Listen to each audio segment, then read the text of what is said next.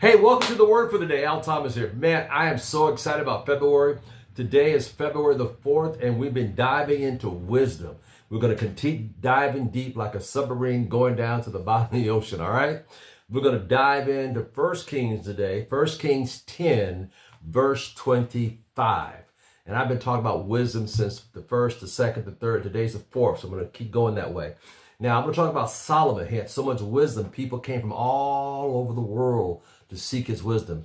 And Bathsheba came, and we'll talk about that some other time. But 1 Kings 10:25 says, and they brought every man his presents, vessel of silver and vessels of gold, and garments and armor and spices, horses and mules, at a rate, listen to this, at a rate year by year. Because Solomon had so much wisdom that that's the first place in the Bible that talks about residual income. Oh yeah, a lot of pastors, preachers don't teach on this, but that's where residual income comes from. Right there in the Bible. It's right there biblically.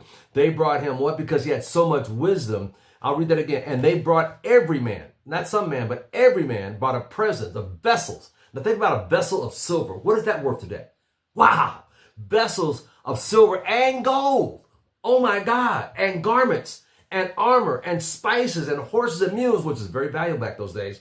At a rate, it says at a rate, year by year. What does that take? Year by year. That's residual income. That's recurring income. Something he does is wisdom. He gave it one time, but every year you got to bring me something because of wisdom I'm pouring out into you. Ladies and gentlemen, that's where residual income, recurring income comes from year after year by year. Wow. And you wonder why he was the wealthiest. Because of his wisdom. Ladies and gentlemen, I hope this blessed you today. I don't know about you, but it got me fired up because I love things that's residual based and got leverage to it. And King Solomon started. That's why he was the wealthiest person who ever lived. Besides, thank you so much for sharing and turning in today. We'll see you tomorrow on the 5th. God bless.